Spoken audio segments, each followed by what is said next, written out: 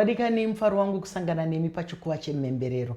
Patinotirakidza nyika yose pasi rose kuti kuno kuZimbabwe tinavo vanogona. Mukaona vanouya panapa vanenge vatizunza vachirakidza kuti mundima yavari kufamba nayo vari kugona. Panouya mazera akasiyana siyana, vanhu vanoita ndima dzakasiyana siyana zvakare. Asi hatigoni kupinda muchikamu chino tisina kutenda vakotsveri vedu vedandemutande vanotipa masaisai ekuti tigone kutandadzana pasi rose nedandemutande zvinoendeka. Mike Samba Show is powered by Dandemutande. Toda kutenda zvakare vane musha uno watakagara vakatigadzirira waMambo Space Creatives ndio vakatigadzirira musha uno. Tinoramba tichingovatenda. Nhasi ndine chikomana chechidiki chiri kuita zvinogara zvakadaro. Rambai muchitandadzana nesu munzwe kuti ndiani abvepi zvakauya sei. Ndoziva kuti muine mibvunzo yakawanda. Makasununguka kutiridzira kana kutinyorera isusu tozokusvitsai kwaari. Wakadii hako? Ndinofara. Makadii mama? Ndinofara zvangu. Kwabviwa kwakadii? Kwakanaka zvako. Tine nyasha. Aiwa, tinotenda naidzodzo nyasha. Ndinoziva kuti mukati meupenyu tine mazita akasiyana siyana. Tine mamwe mazita emadunhurirwa, tine mamwe mazita chaiwo chaiwo atinozvarwa nawo, mamwe emadzisawira, mamwe emabasa edu. Ndikati uzvisume kunyika, unonzani? Chekutanga ndokutenda ine mukana wamandipa. Kunyika zita rangu rekuberekwa ndonzi Telvin Tinotenda Chisango. Ndakaberekwa mugore ra1997. Zita rangu remadunhurirwa rebasa ndonzi Mr. Attention. Vamwe varuzi amazuva ano vanenge vachiti One Attention. Kamr akwako ndokakunzi One Attention. Yes sir. Tichiti One Vision imboisa yemari. Tatenda zvangu. Ndizvozvo mazita anosiyana siyana. Pano nhasi tina Mr. Attention. Tinoziva kuti kana munhu achida kunzi muite attentive, munofanira kunge muchitarira, muchiteedza zvaanoita. Ndozvataitawo nhasi, taramba tichiteedza mabasa ake aanoita. Ndinoda kuziva kuti wakatanga sei, nokuti munhu haangotanga kakuti akuimba atonzi anogona. Zvakabva kupi? Nekundipa nhoroondo yaunosununguka kundipa yeupenyu hwako yekuti zvakamira sei. Alright. Inini ndikangoti kukura kwangu ndiri mumusha Chitungwiza ndoma ndakatangira kuita zvekuimba. Way back kumashure chaiko chaiko. Zvekunana 2001 ndakuto associate navanhu vanoita zvemusic. Pamba pedu paitwa zvereggae and ndakakurira muri pekuti baba vangu inini muimbi anorova Sungura anonzi John Chisango. Kana kune vamwe vanovaziva. Saka ndakanga ndiri munhu akakomberedzwa nemusic. Asi ini ndasiri kunyatsozvicherechedza. Kuchikoro ndaita muchongoyo nekuridza marimba. So famba kwenguva yafamba ndakuita ndichiti ndikaona zvinhu paTV ndakuda kutevedzerawo. Saka izvi ndikuzvigona izvi. Rega ndimbotiraya kunyora zvangu. Ndobva ndatozama kudai. Ndasangana namahwekwe neshamwari yangu anonzi Lucas Green. Akabva kuwedza mufeso wangu. Zvava mafreestyle ubva atonakirwa akati handi yekumbari. Ndandabva taona Nubu. Big up Nubu. Ndakarekodha first song yedu yainzi Kana Neni Ndine Vavengi. Apa tasiwa tatombone vavengi. Makazvifunga sei zvokuita rwiyo rwekunzi Kana Neni Ndine Vavengi? Inini I think kuti ndakafollowa idea yake yekuti angoiso ataura kuti ane vavengi ndikati gandifungochi palevel revavengi vangu inini. Ndobva tatongonyora.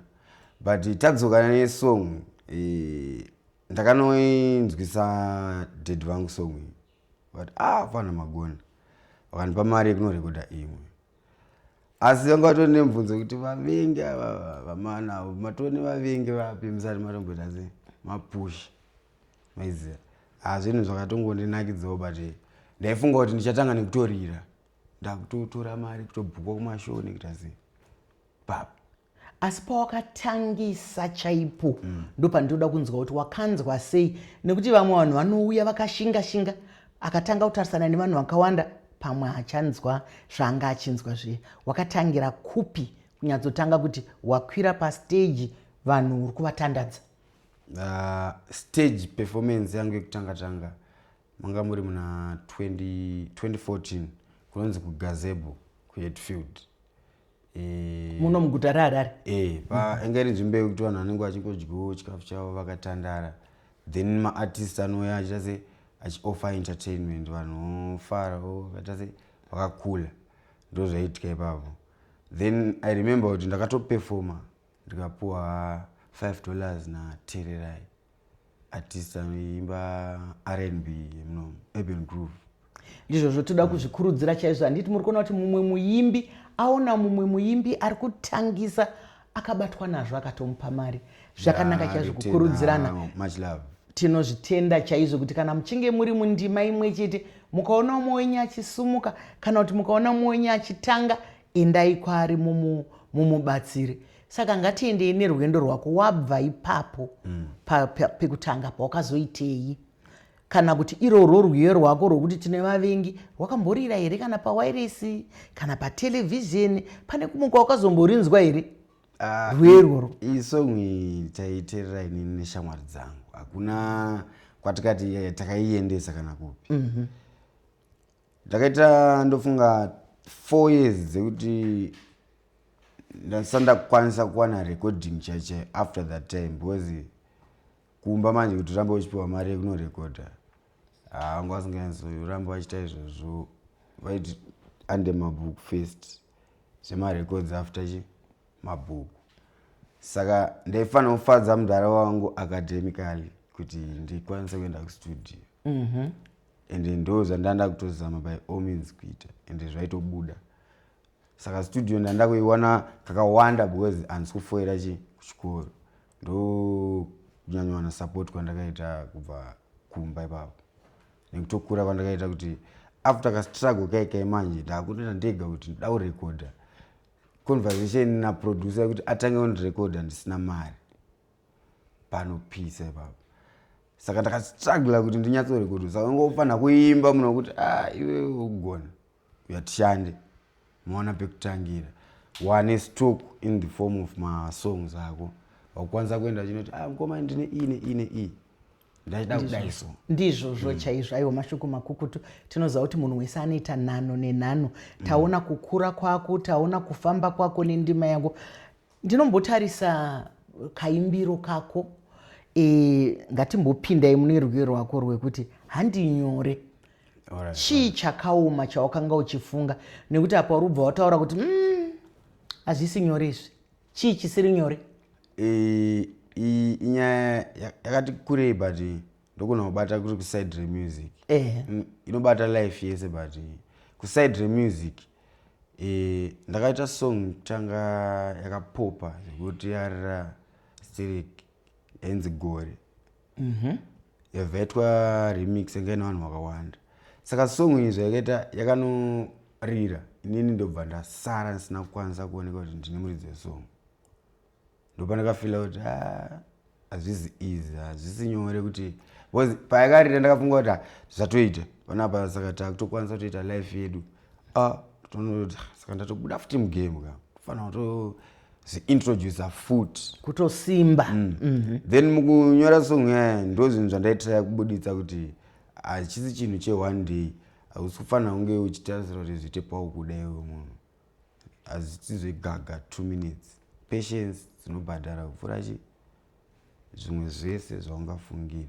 Saka ndopoint ndaitira kubuditsira kuvanhu. At the same time uchimenshena maparts ekuti ari emotional anobata like life yemunhu wese in general, kwete kuti zvemusic chete. Saka ndisisafanira muupenyu hwemunhu ndezvimwe zvipi zvatingadi kupa chenjedzo kuvanhu kuti handinyore? Nekuti ndoziva kuti kana imimi muchinyora kana kuti muchiimba zvine dzidziso mukati, zvine zvazvinoreva. Ndezvipi zvatingadi kuti vanhu kunze kuvazive? Tine maareas akawanda. Ndikanditange mukaenda kukoti mama, munoshamisika nezvinhu zvikuitika. Mamarriage evana vadiki ari kuparara. Ndo zvinhu zvandotozama kutaura kuti handinyore kuzvizama zvichibuda. Pane gap riripo rekuti vana havasi kukwanisa kubatsirwa kuti vayambuke pane zvinhu zvavasingazivi.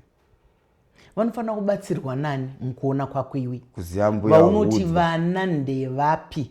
Nekuti apa tataura nezvewananoka wanano dzedu mukati menyika yedu tine mutemo tinotangira pa18 years kana kuti makore 10 ndo vauri kuti vana here? Right, vandiri kuti vana manje is the youth munhu wese ari pa40 years and below. Rega ndimbopa example iyoyo. Kune vanhu vatori over 10 years marriage but zviri kutonetsa mukubata. Ndo vandikupa reminder kuti hazvisi easy, handi nyore kuzizama zvichibuda. Vangaite sei? Right, ndazovati vana because kana utori musituation yauri hazvina basa neage uri mwana. Unozo mapapata pandiri kureva ipapo. Saka iye mamarriage then koti zvandikuedza kuti ndezvekuti information inodzidziswa vanhu. Hatisi kutyisa here vanhu kana tikati wanano haisi nyore? Handiti wanano munhu anenge achitsvaga shamwari yeupenyu, saka ndiko kunenge kurema here? Tiri kuvasimbisa vanhu ava, tiri kuvati chii, zvamakada izvi zvakanaka asi musatarisire kunakirwa pese. Maproblems anouya mapuzzles munofanira kukwanisa kumafixa mese moona solution. But izvezvi kuri kuwanda kukakatanwa kwevanhu kuti inini ndinoda angu marights, ini ndinoda angu marights. Saka iyoyoyo ndakunomira pakati kuti hazvisi easy. Unoda ako asi tese tiri vanhu. Ndizvozvo mashoko makukutu echenjedzo nai atiri kupiwa naMr Attention. Asi chikangoziva chete kuti chii chinonzi wanano. Muwanano hapana nechake, ndiwo ushamwari hwerwendo unofanira kuzoparadzaniswa nerufu. Wanano haisi yekungoti unongopinda kungoti kana ukada munhu anokutandadza mazuva maviri kana kuti anokutandadza mwedzi miviri. Tanda ndeye upenyu hwese. Ndakaona uchitaura pamusoro paamai. Amai vakakoshei? Murwiyo rwako waida kudzidzisei? Waida kuratidzei? Pamhuri, structure yemhuri zvainenge yakaita, amai ndo vanenge vari connected kuvana zvakanyanya. Saka ndakangobuditsa pfungwa yekuti pakuyambira kunoita amai kuti iwe ukuone here mwanangu, ndikuona kuti uri kuzhamba kuti zvikuramba kubuda zvakadai so, but don't give up, ramba wakaita se wakashinga. Paipe ndakashandisa amai but kuside relife yangu inini munhu akandita izvozvo ndidhedhi wangu inini. Zvandambotsanangura kuti kumusic vaindisapota nekudidi. Pane pavaitoona kuti uyu musoro wake kutotenderera nepressure yemusic, but vaitondisambukona kuti mwanangu ndenyorwa zipeji rekunzi usazotamba nezvakadai usabate zvinodhaka usadei.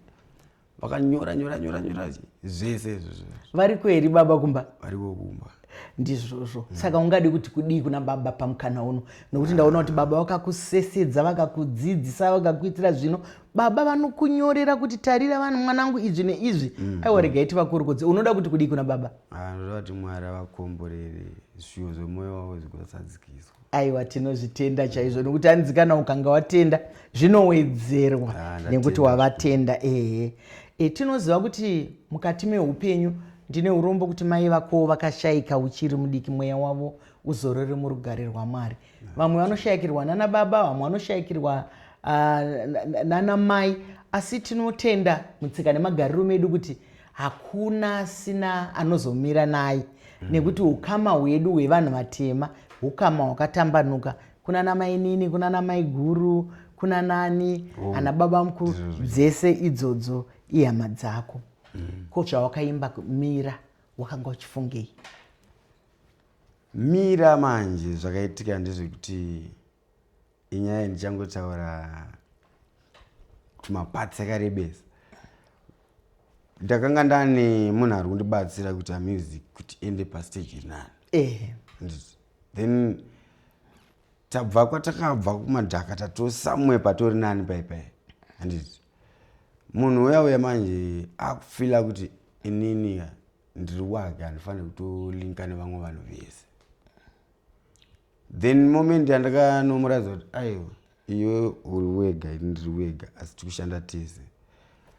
akabva ada kuita kusiya basa mubata ndobva ndati no saka takaita kunoshupa nazvo kuti zvakasvika pakutoita emotional manhero achiona hai ndobva ndatorwa zvangu ngoma ndichitraya kuzvidzikamisa kuti no handifaniri kuti give up pazvinhu izvi rega ndirambe ndakaita ndakashinga mira pachikomo mira uziva zvaukuda then ndautaura chokwadi muzati song iyoyo ndaiimba munhu yepa akainzwa akauya akati song iyi iri kuhila soul yangu ndozvandaitofilawo pairi inini ndizvozvo mashoko akanaka mashoko makukutu kana uchinge wateerera nziyo ndinoziva kuti nziyo zhinji dzamunoimba dzine dzidziso mukati iwe unenge uchiimba uchiti ndiri kutarisa zvandaitwa neshamwari yangu asi kunze ikoko vanenge vaine upenyu hwaenda ikoko hwatambararira ikoko vanorapikawo saka ndinozvifarira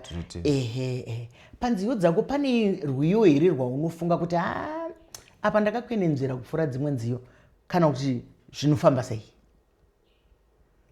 semuimbi une rwiyo here rwaunoti kana ukafunga kuti apa ndakaita umisha apa iripo but haisati yabuda unotipanzwise here yayo kana kuti haisati yakuraidzwa ndokwanisa kupa ikanzwisa timotipatiraidzi nonzi shungu kufidha family pressure yambata anobhidha anything mind inovanzwa kushimanda nendimi vachidana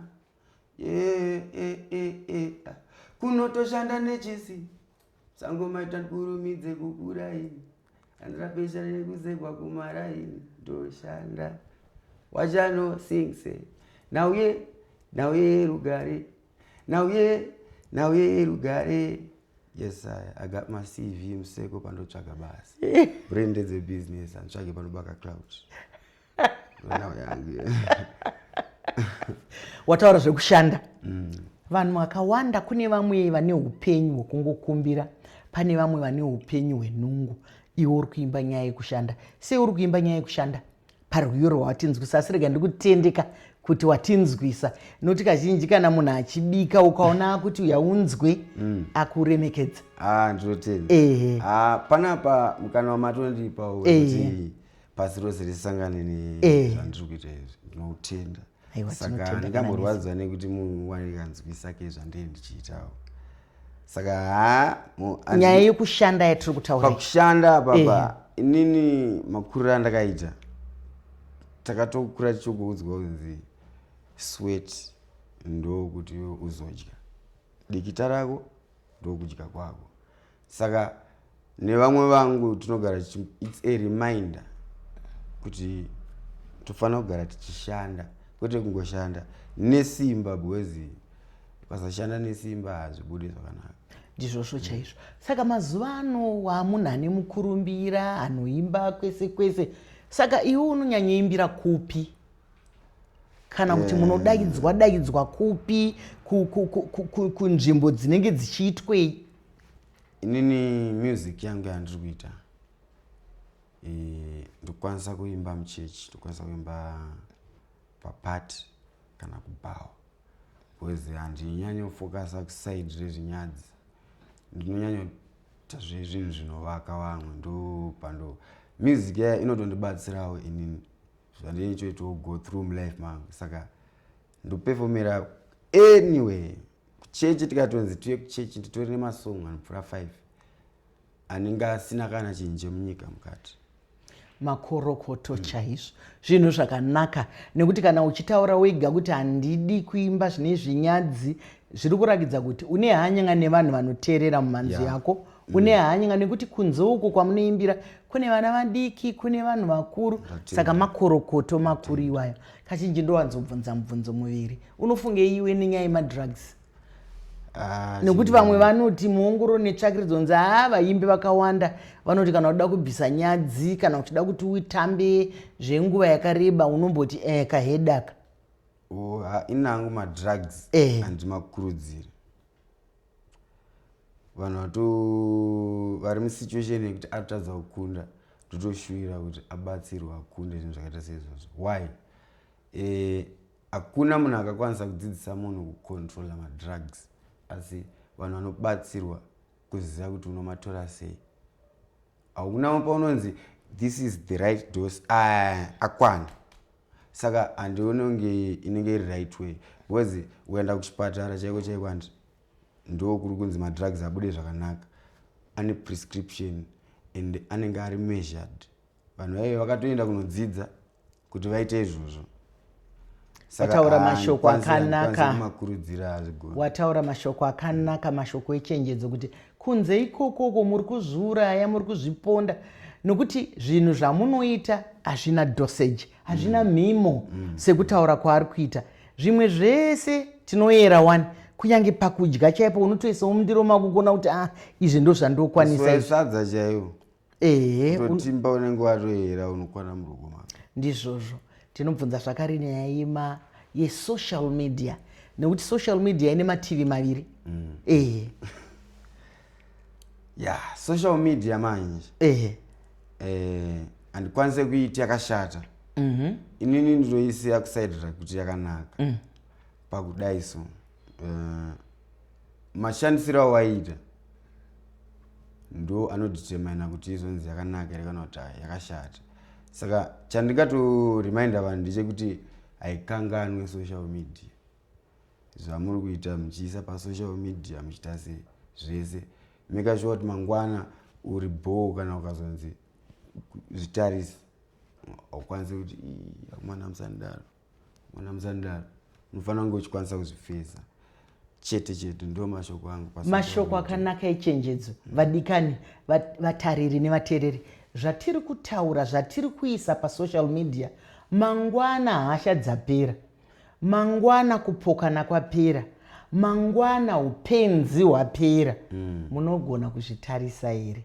Munogona kuzozvidaira here? Ndo zviri kutaurwa naMr Tension kuti ngatiitei zvatinogona kuzodzokorora kuona, zvatinogona kuzodzokorora kuramba tichida.